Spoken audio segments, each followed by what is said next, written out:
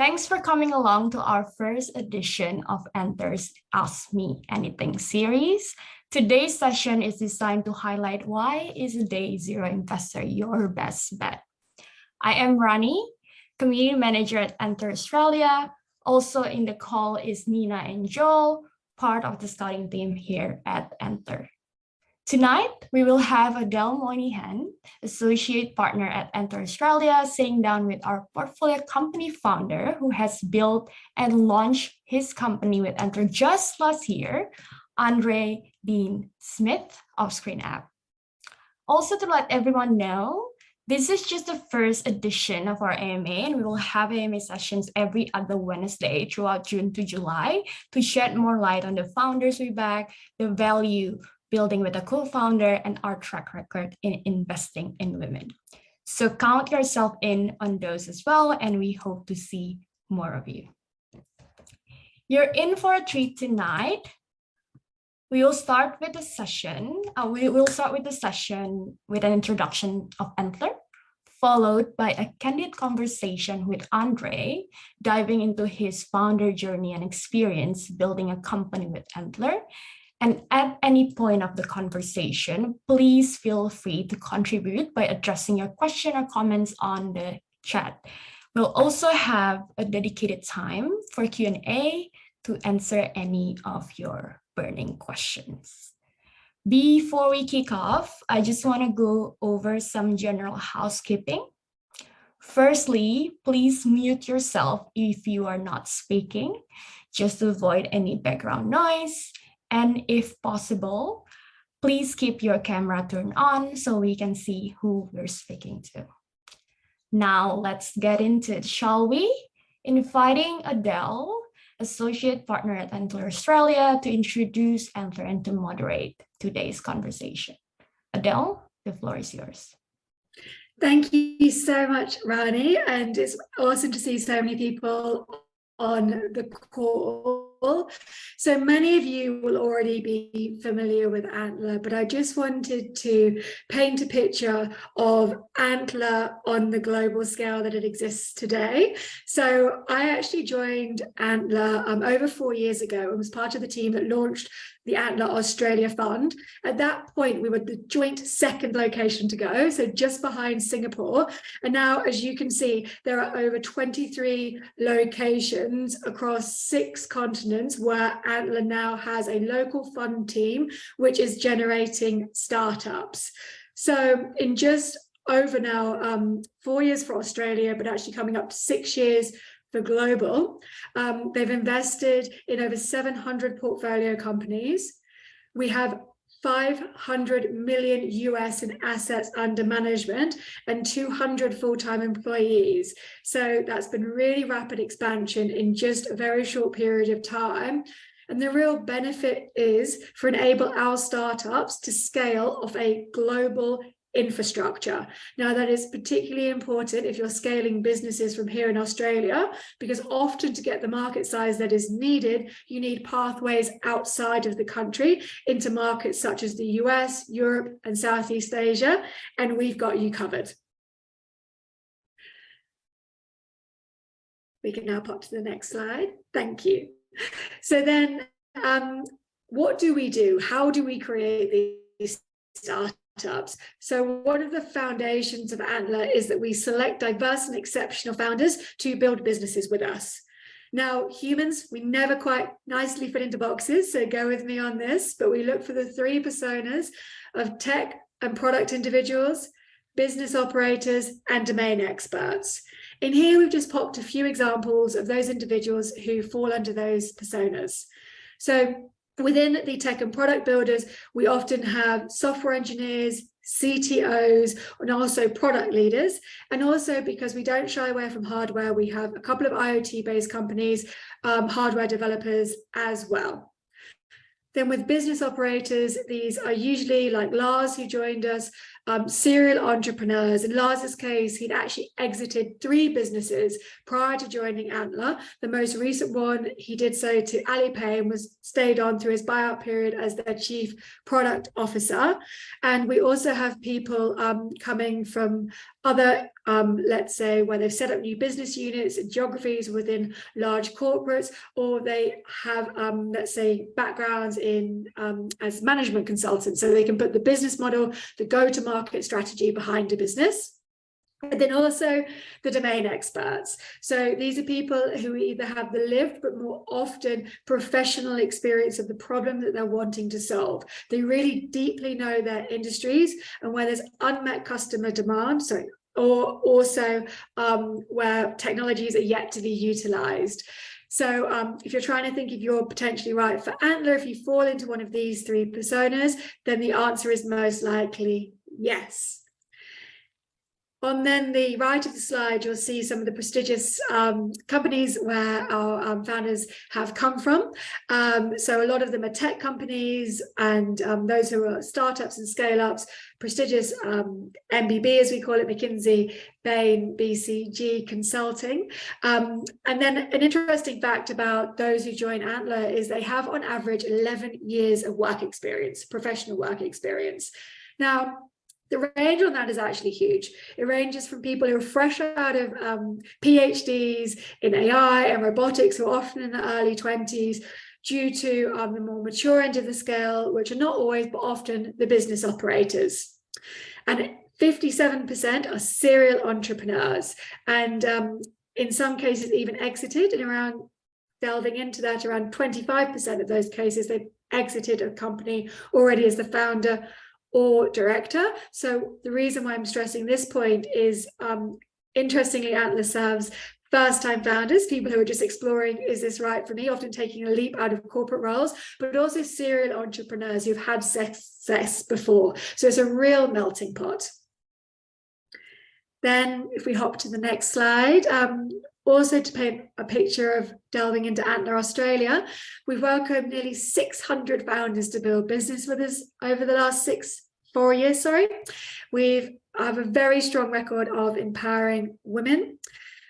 From our Fund 1, which we've been investing in until the beginning of this year, we have invested in over 100 companies, and we have a great job creation metric. So over 180 jobs have been created from those companies. And then something we really highlight is the diversity. So we, within our portfolio of 100 companies, have over 80 nationalities represented, which is amazing. We're really strong, as I mentioned, on backing female founders. And in addition, we have a really diverse spread of industries. So with that in mind, I'd now like to welcome Andre to the floor. One of the reasons why we're really keen to bring Andre to you is that he, as Rani said, he built a business with us last year by joining Antler, predominantly with his skill set, and really met the absolute ideal co-founder. So I'm really keen for you to have now the lived experience of one of our founders. So I'm going to ask Andre some questions. And then I would love, if any questions come to mind for everybody on the call, you can pop them in the chat. Joel is going to, if they're quickfire ones that he can answer, he will answer within the chat. Or if there are things that we should discuss more because there's more considered or lengthy discussion, then I'll address them either as we go with Andre or at the end. Or if you'd like some airtime yourself, please do. I'll leave at least 15 to 20 minutes Q&A at the end, and we can just open this up and have a real candid conversation, because to stress for everybody on the call, this is certainly for your benefit. So this is for you to have any question you want answered. We have the benefit of Andre, so really make this session your own. Thanks for having me. So with that in mind, oh, amazing, Andre. So with that in mind, I'd love for you to share a brief snapshot of your background prior to joining Antler. Yeah, absolutely. So when I graduated, I really wanted to do something a little bit different. I ended up working for a small little startup in Latvia, of all places. That was really great. And within a couple of years, that company was actually exited to Prezi. After that, I really wanted to contribute to the Australian startup ecosystem. So I found myself at a small little startup called My Interview. It was another B2B SaaS company. And I was sitting in Tankstream Labs in around 2018, 2019, sort of seeing the first few cohorts of Antler go through at that particular time. We grew really, really rapidly at My Interview. They've recently just closed a Series A. So it was really exciting to be through that 0 to 1 journey. And when I left My Interview, I did so because I really wanted to start up my own little baby. Having been through that experience a couple of times before, I really wanted something to make my own, and that's where I guess Antler found me at that particular stage. Always had a passion for B2B SaaS. I've always had a passion for startups. I've always had a passion for building. So I think when I joined Adler, that was a perfect place for me to sort of springboard my ideas and my passions. Awesome to hear, Andre. And then we've been having this little teaser flash up a little bit. So now if we really display the slide, which shows what ScreenApp has become. So with that background, tell us about your business, ScreenApp. Yeah, absolutely. So ScreenApp is a video knowledge base, and we really aim to solve the problem of disorganized video in businesses. I think we've all been there when we've got a ton of videos everywhere. It's super hard to manage it and extract data from it, extract knowledge. I think back to when I was working at My Interview and we hired 5 different remote salespeople. My boss said to me, Andre, you need to train all these people. So I was excited. We recorded Zoom meetings. I did all my training sessions. I recorded Looms for them. But then they just kept on asking me questions. They're all inside the videos. And I asked them, why aren't you watching the videos? They're all there. It's a handy convenience for you. And they told me, look, I mean, it's too much data. I can't find all of it. There's 10 hours of data. It's easier for me to ask you. So that clicked in my head of, a really, really painful problem that a lot of people are facing sort of in this post-COVID era. And that's what ScreenApp aims to solve. Where basically you can upload videos, you can screen record, you can record your meetings.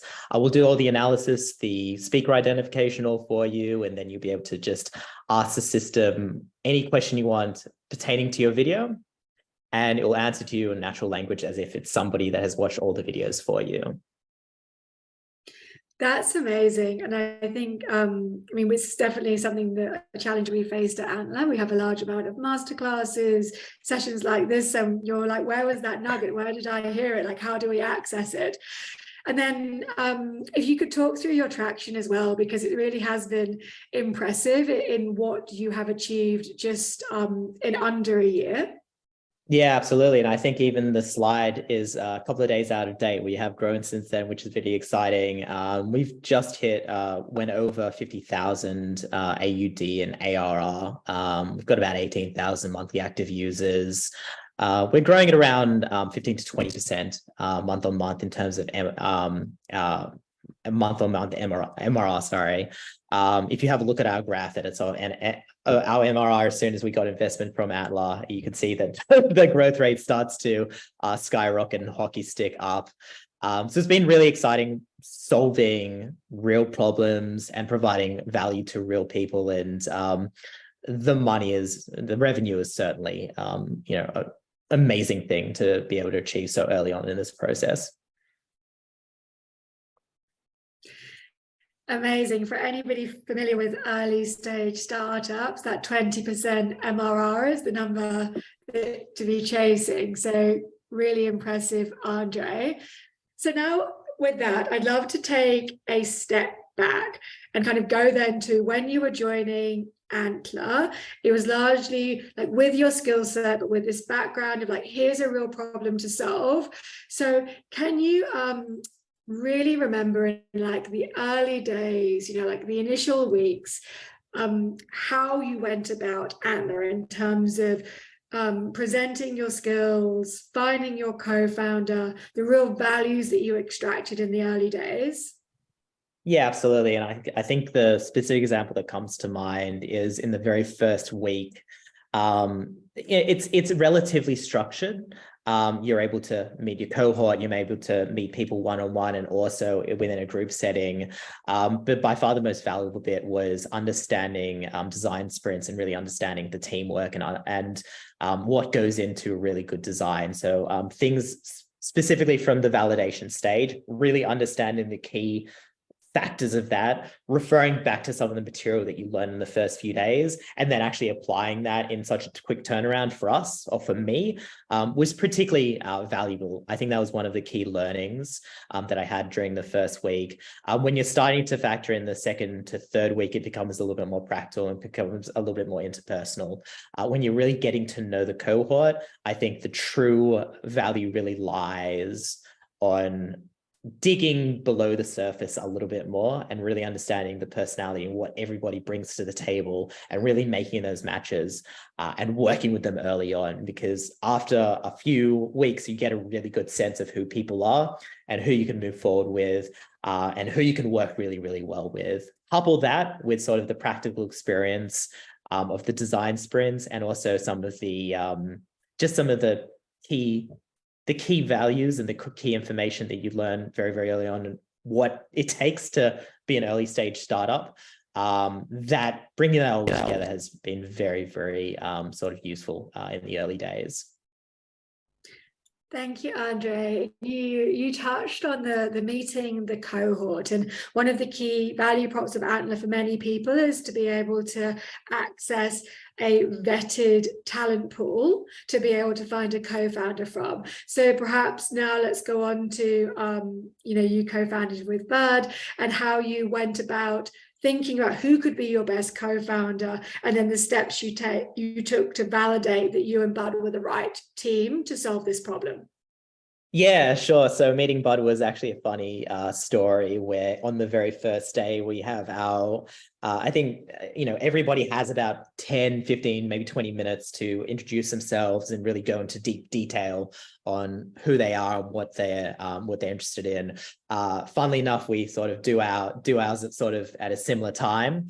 And we both message each other pretty much simultaneously saying, hey, really liked what you said about, passion with scalable SaaS, and, he's a software engineer. I'm a salesperson, so it's sort of a natural match. And he's based out down in Melbourne. I based out in Sydney, and I had a long day, came back at around 9 o'clock, and we were talking all day saying, hey, we should just catch up in the nighttime on day one. Wouldn't that be a great thing? And we ended up having a Zoom meeting, I think at 9:30 in the evening. And it's immediately, this could be a really good person that you could sort of match with, just because based on everything that you hear on the first literally 3 hours of Adler, from you, Adele, from Bede, from all of the introductory chats, you kind of get a really good sort of grounding and understanding very, very early on. Then when you're sort of starting to work with people, then you can really put things into perspective.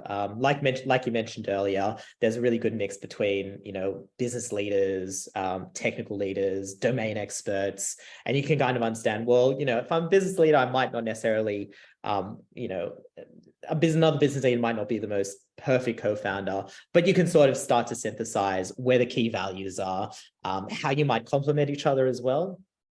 And there are shortlists that you'll have. As it is Antler, it's all vetted. So there are going to be a lot of really, really great candidates to be a co-founder. But I also think naturally you start to, and I try to do this quite a lot, set up my own design sprints or join as many design sprints as I possibly can, or validation sessions or invalidation sessions, whatever they may be, because that early on experience on, taking an idea, iterating on it, invalidating or validating it, working with people, brainstorming, doing surveys on if this is a good idea, if this is a good problem to solve, that really helps not just your skills in validating ideas and validating businesses, but also understanding other people. And I think those are the more important things there. Because when you do, later on in, week 6 or week 7, end up pairing with a co-founder, this ideally should be somebody that you've worked with in the last 5 or 6 weeks, and you should know them fairly well, because you've both hopefully been super proactive in being involved and really just ideating nonstop. And that's what me and Bud did. And that's why when we ended up teaming up, I was very, very confident with him as a co-founder, because we had probably gone through about 100 ideas and probably invalidated all of them. So when we did come up with sort of the problem that we really wanted to solve, we both knew that we were good to work with. Awesome. Thank you, Andre. So I'm going to do a little bit of explaining on some of the things that we've touched on here. So Antler has a strong view on co-founding teams. Yes, we do back solos, but that is the exception versus the rule. So we look for complementary, non-overlapping teams. So another thing that we look for is also the ability to build and also sell, which Andre and Bud were a really great complement with one another. And they also came with a degree of domain knowledge as well. So they had a strong founder problem fit. So they really did represent in theory, and now we've seen in practice as well, like a really strong co-founding team. So in the initial weeks of Antler, first of all, we do a lot of exercises to help you meet your co-founder. And this is like virtual networking sessions, which for lack of better phrasing is very similar to speed dating.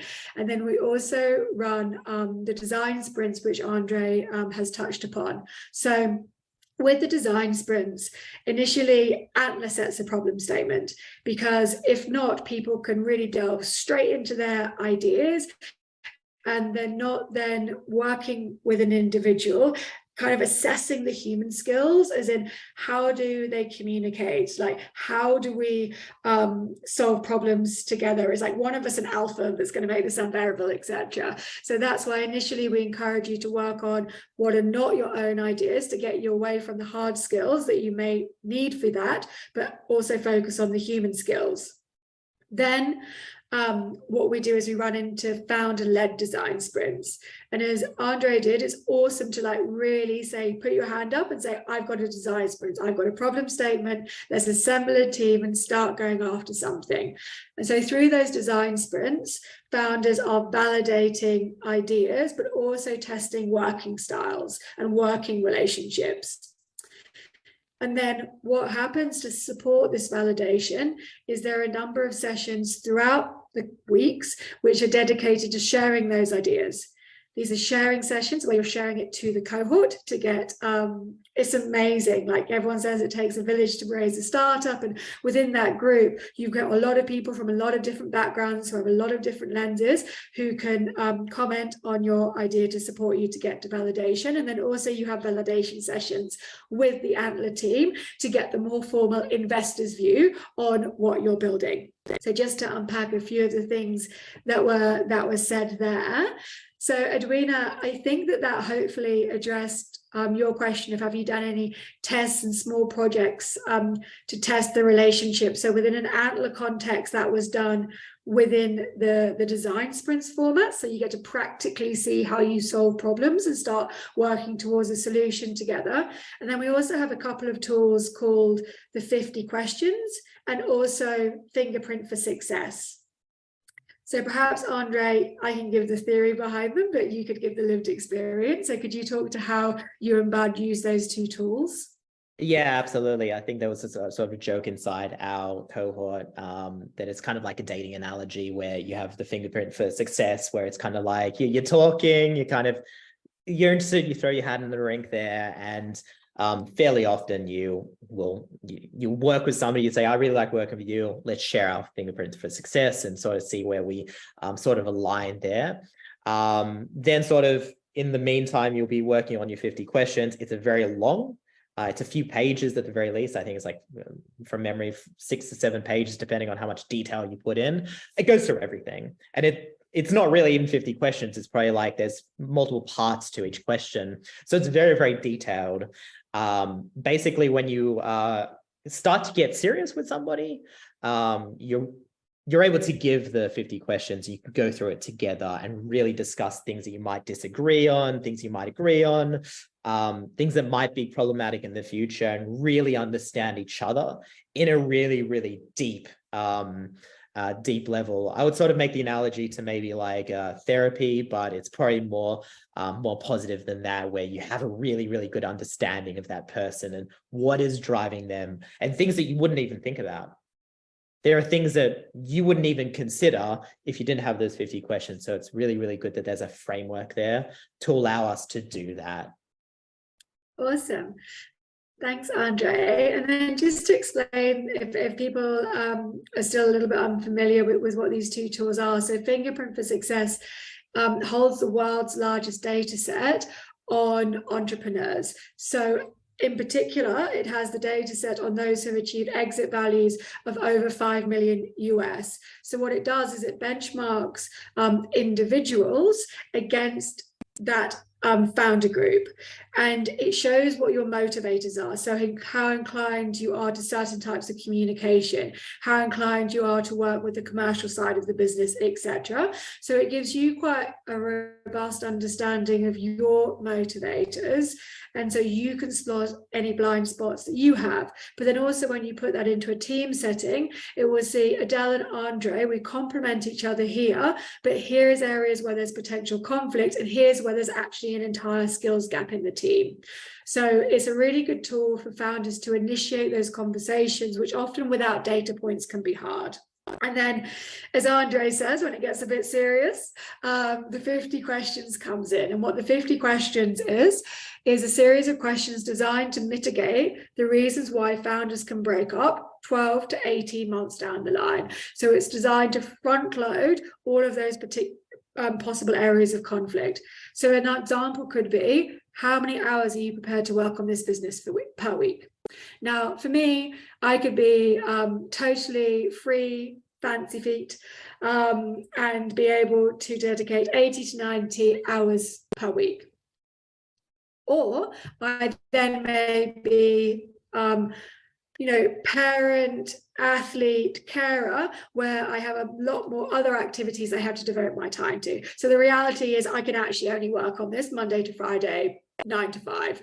So rather than the relationship starting and then one of us getting frustrated that the other one isn't working evenings, isn't working weekends, it brings that all to the surface. It also brings to the surface, like, what does success look like for you? Is it achieving strides in ESG, or is it that glorious exit in 5 years? So that's also like the practical tooling that Antler gives, in addition to working in the design sprints, to really enable co-founders to get a really robust understanding of each other from a really early stage. So hopefully, Edwina, that answers your question. And anybody else, please keep them coming in the chat. As I mentioned, this is really for your benefit, so do ask what you want to be answered. I then love to move on to Andre. Like, now you and Bud, and you both have an idea of the problem that you want to solve. Like, what was the validation that you undertook in Antler? And I'd love you to talk to like a mix of both online research and then also actually like getting on the street, if you will, and really like speaking and understanding your potential customers. Yeah, absolutely. I like to sort of start with that sort of problem founder fit. This problem set and our domain expertise was very strong. We basically started from there saying, okay, what is something that we have experience in, something that we know the market of, and something that we know the technical aspects of. And that was a sort of very strong foundation to go out and get that validation. Bud had an internal tool that he had just put onto the website and then gained some traffic. That was a very valuable source for us to basically pick up the phone to every single person that signed up and said, hey, what problem are you solving? What problem are you solving? And basically interrogate people that are signing up for this problem and really understand what's the real reason there. The biggest challenge is obviously finding people. So we were actually very lucky in that regard to be able to find people who had some sort of problem set that they were trying to solve.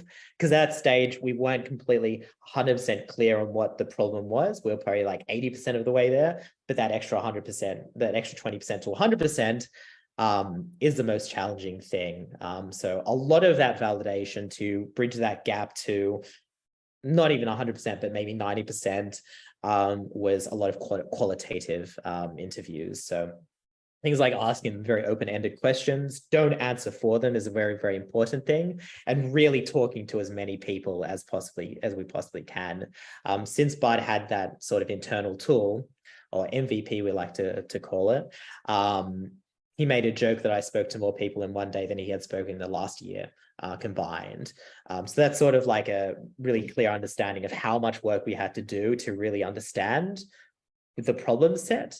And really understand it isn't the idea that's important, it's a problem that you're solving. You always need to go back to that fundamental. And we had to rework and retool that so many times to really nail that sort of problem statement. And then from there, it grows quite naturally. And of course, I'm a salesperson. I had a lot of fun trying to sell it and try to make a little bit of growth early on while we were in Antler. So it was also a lot of fun as well. But it was very, very important steps to be able to, because this was a very compressed timeline for us to be able to sort of validate this particular problem set. I think it was about 2 weeks that we had to sort of make sure that it was ready to present to Adler. Thankfully, we did enough work there, and it was probably like maybe 12-hour days for about a week or two there. But it sort of puts into context sort of like how serious that was, to make sure that you had the fundamentals and you had the foundations correct. And that's where that process comes in. Awesome. Thank you, Andre. So to be super clear, like Bud, like many engineers, came to Antler with like, I've got a few projects. I've kind of like built them because I thought they were a problem. I've got them to this stage, but nothing's really happening. So, you know, I can build what's useful. Just tell me what to build. So we knew that he had this in his back pocket. And then when Andre came, being literally the seller with all the domain experience as well, that's when it was like really came to life. So if you're an engineer on this call, perhaps thinking, yeah, like I've built all these things which I felt were useful, popped them on the App Store, got a bit of organic traction, and then nothing happened. If you meet Andre, the person with the deep domain experience and the ability to sell, and Antler's able to put you guys together, like that's where it can really grow. And then once that team is formed within Antler, you transition from where you initially sit in our formation and validation phase, which does what it's labeled, hopefully, is in where you form teams and validate ideas. You then transition into our due diligence phase. And when you're in due diligence phase, you are head down preparing for the investment committee. Your time period in that is usually 5 weeks, and you have a dedicated coach from the Antler team who is helping you prioritize and really prepare for that investment committee. So just to delve into a bit more of the structure that Andre is referring to. Ravi, awesome to see your hand raised. Please ask your question.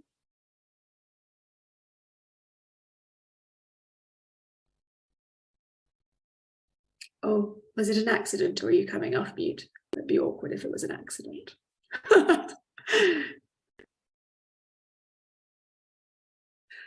Well, we haven't had a bit of a natural pause there. So does anybody have any burning questions that we can explore for them, or I can keep on this lane, on this track now, kind of progressing through to the investment committee?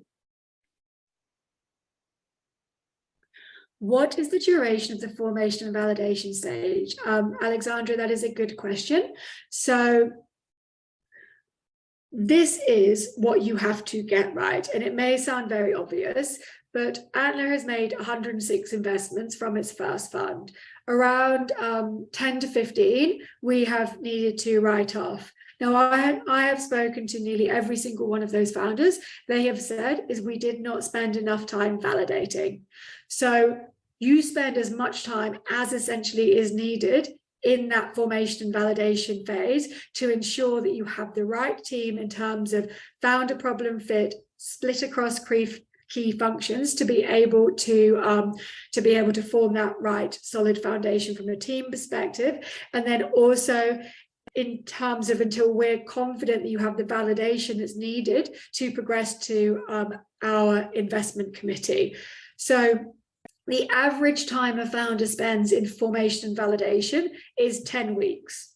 Now, in some examples, we have a team that's already formed with a degree of validation already happened, and then they can be fast-tracked. So there are some instances where it is quicker than 10 weeks, but also we have a number of examples in our portfolio, like one springs to mind in particular, where he stayed in formation and validation for 6 months because he really wanted to get that foundational team correct and the validation.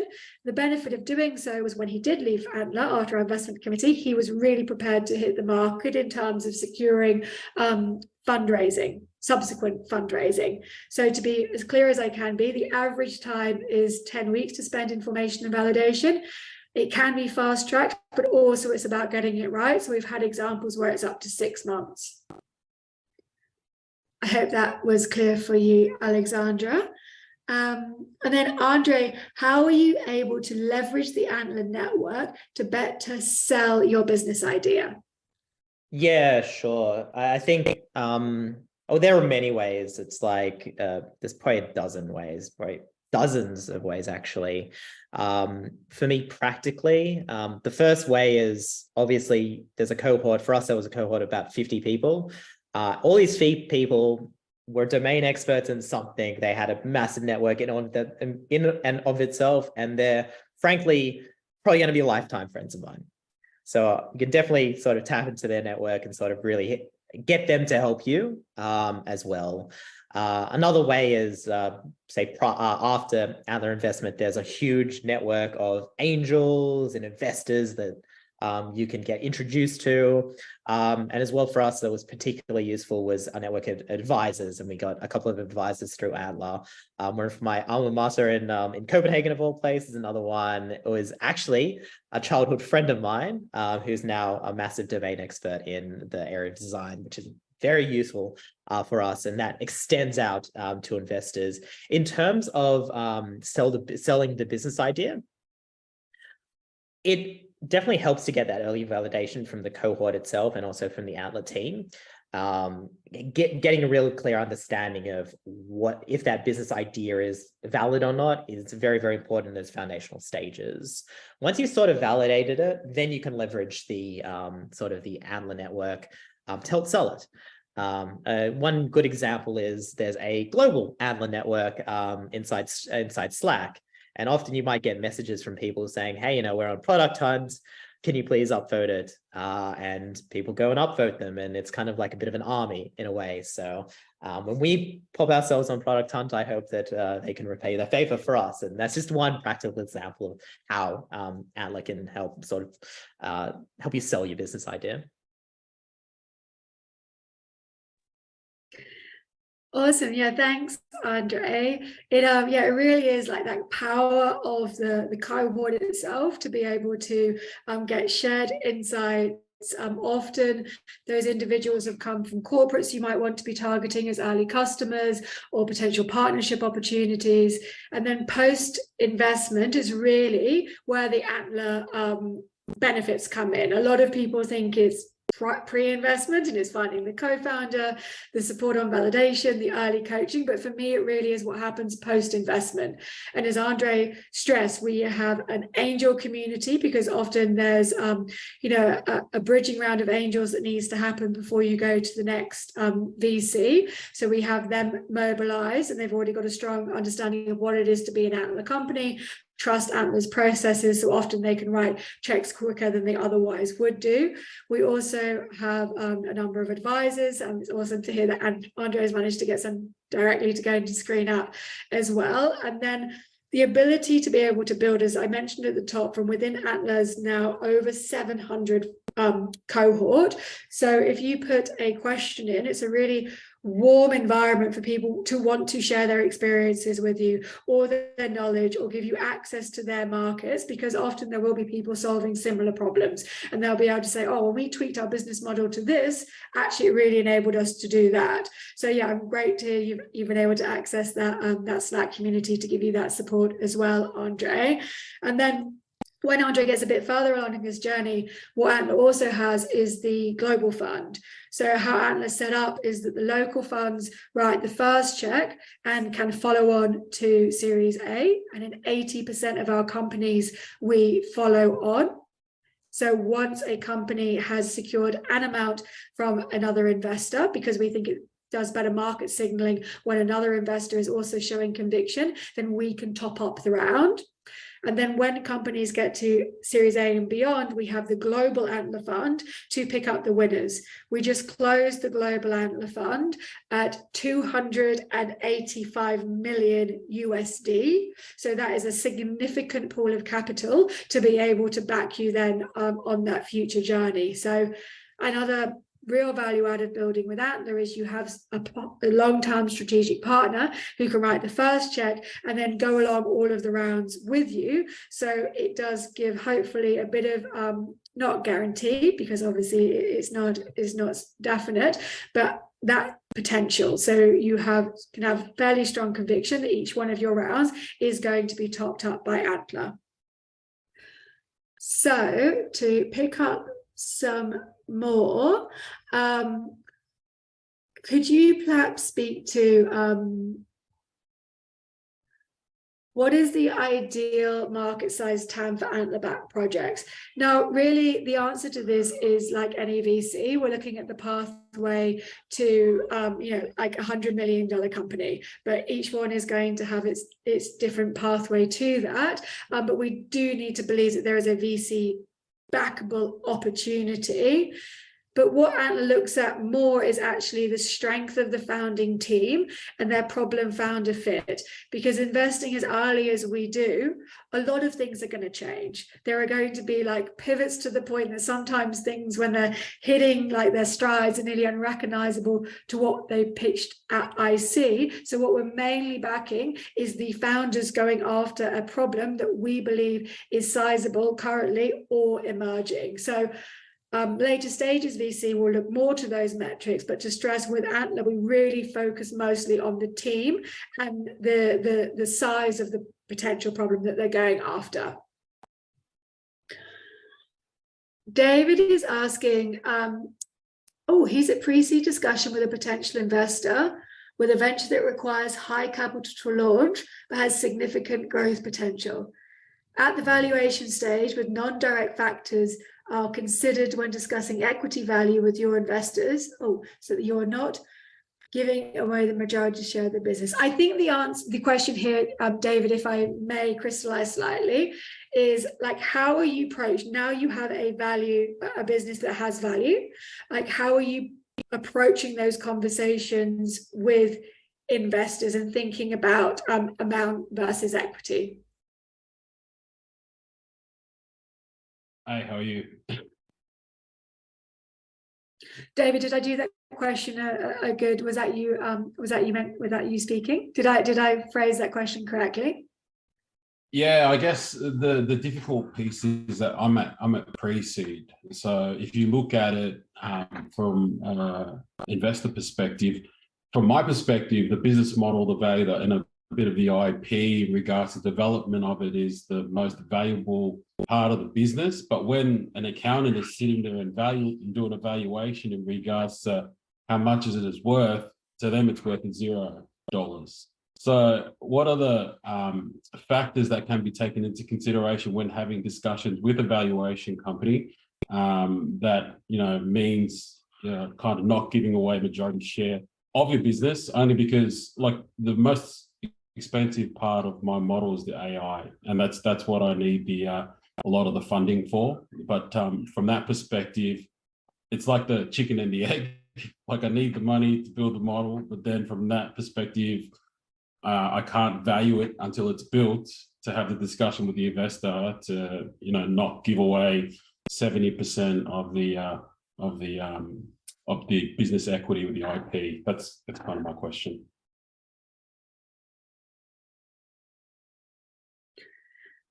That's a very specific question. So I think to enable Andre to answer it, and I'll happily chime in with my views, it might be best to just talk to his experience, because there's a degree, similarly, Andre, actually there's a degree of AI in your company. Well, I think nearly all currently. So perhaps how are you, is that a conversation that you've had? I think you probably have the benefit that Bud is able to develop a lot of this and prove it out, but how are you, I think it's then weighting what is current understood value versus future value, and getting investors to also understand and price on future value, not just current value. Yeah, and a little bit of context with us, we have an AI component, and we did a pretty hacky thing very early on to basically validate the idea, and it was needed for our customers by basically just implementing some API stuff while we are sort of, building out the meat and potatoes of the actual AI component. But that's it. I mean, it's a really good point. I think that for us, our product itself it's AI enabled. And AI is a very important part of it. We're also video technology, and for us, the video technology is the more expensive bit than the AI bit. Actually, it's kind of reversed, because right now the AI that we're implementing is actually relatively commoditized. So really the secret sauce will come in when the embeddings and the custom models are coming in. So it's all about sort of getting that understanding to investors that this is sort of the approach that we're taking, and that the core problem we're solving is a problem that's worth solving with AI. Does that make sense?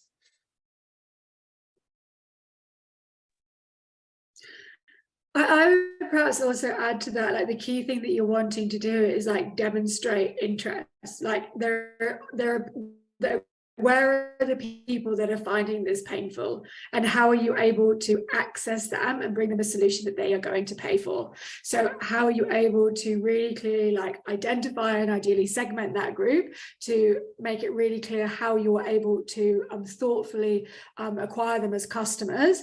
And then also, how are you showing that there is ideally paying demand, but that can be trickier, but like putting examples of, like, I know the traditional one is always like a landing page, but making sure there's a friction there, but really like getting an investor excited that like once that is built, I can show that there is a set of customers which I've been able to segment, I know how to thoughtfully go after, and then we'll be able to return immediate value once I've been able to give them this thing which I'm able to show you they really want. So it's an understanding of your customers, an understanding of how to acquire them sequentially, and then to be able to demonstrate that they want this product by they're showing you signals of buying signals.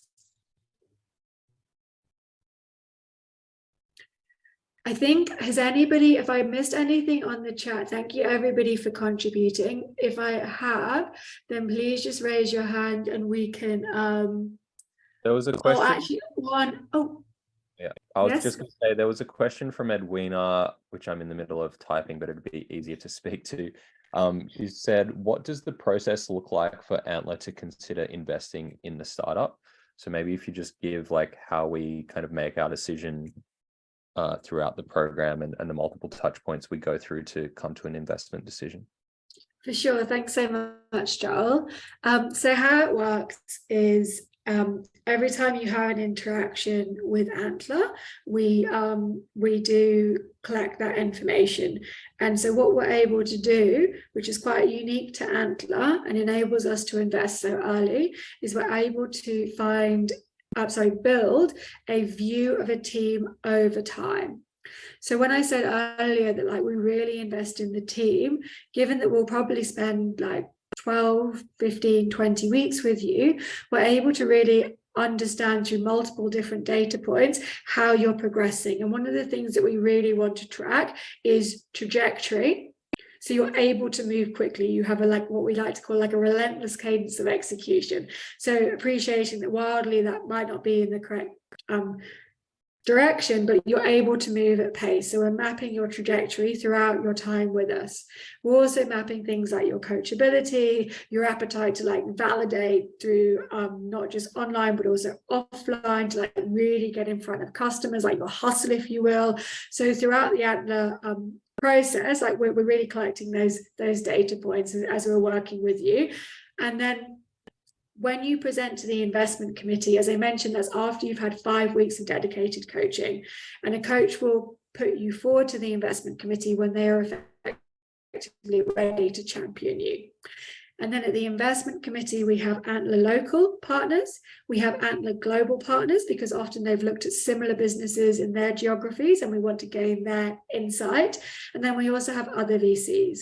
Now, the other VCs are there because we're in a fortunate position where we don't really compete. They see us as deal flow. So they want to get a first look at the companies that Antler's creating with a view that they will invest in the next 12 months, ideally. So at then the investment committee, you pitch, you have about a 10-minute pitch, you have a 15-minute Q&A, and then the investment committee deliberates. And as part of that deliberation, we feed in the insights that we have gained over that period of working with you over that number of weeks.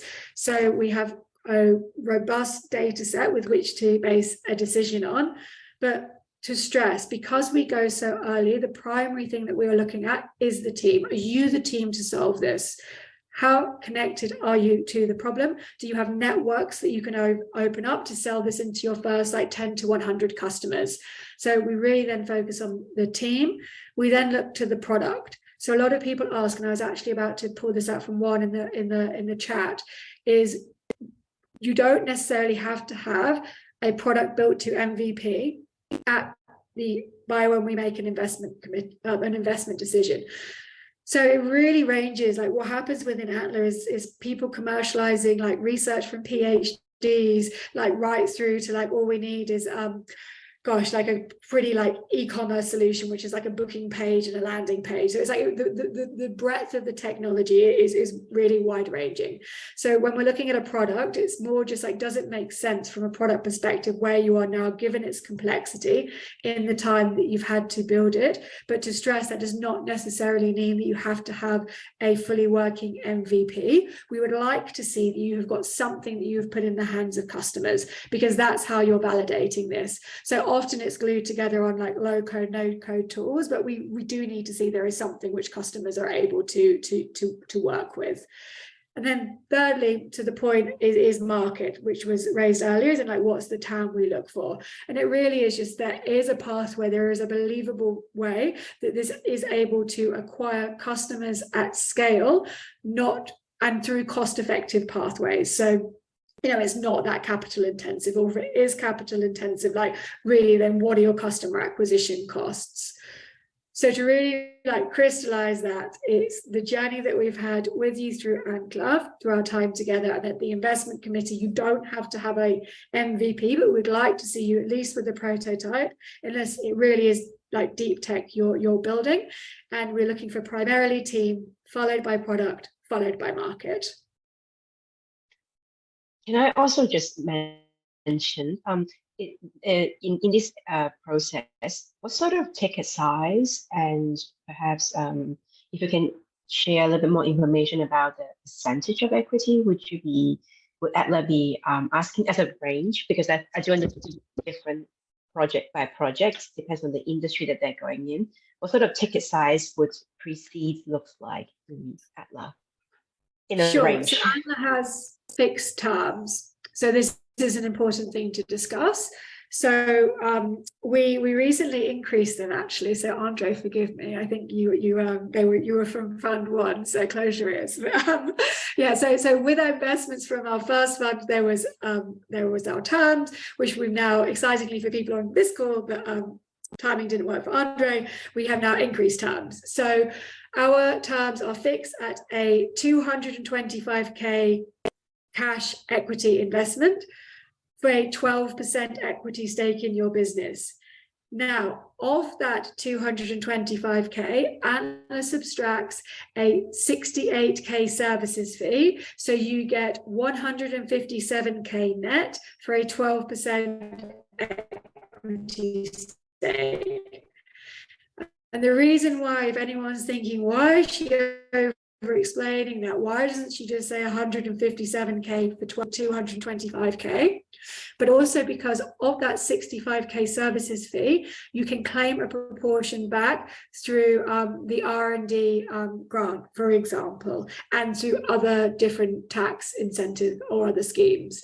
So we have fixed terms. I hope that was clear enough, but I'm sure Joel can pop it in the chat just so you can read it if it wasn't. So key thing is we don't assess on first check by case-by-case basis. It's standard terms. We do then have flexibility when we make follow-on decisions. And is that ex-GST or is it post-GST? Sorry, guys, too much question. No, that's okay. I swear. No, that's important. Is that so GST is in addition to that? Like the 68K plus GST, is that correct? Yes. The in-kind. Okay, yes. Thank you. Sorry. But I think it's Andre, maybe you can do the lived experience, Andre. Like mind, you know, how did you make that work? Yeah, absolutely. So it's pretty clear when you go through Antler what the terms are. So I can sort of speak on somebody that is sort of currently raising, and also somebody that's actually going through R&D right now at this very moment, this week, in fact.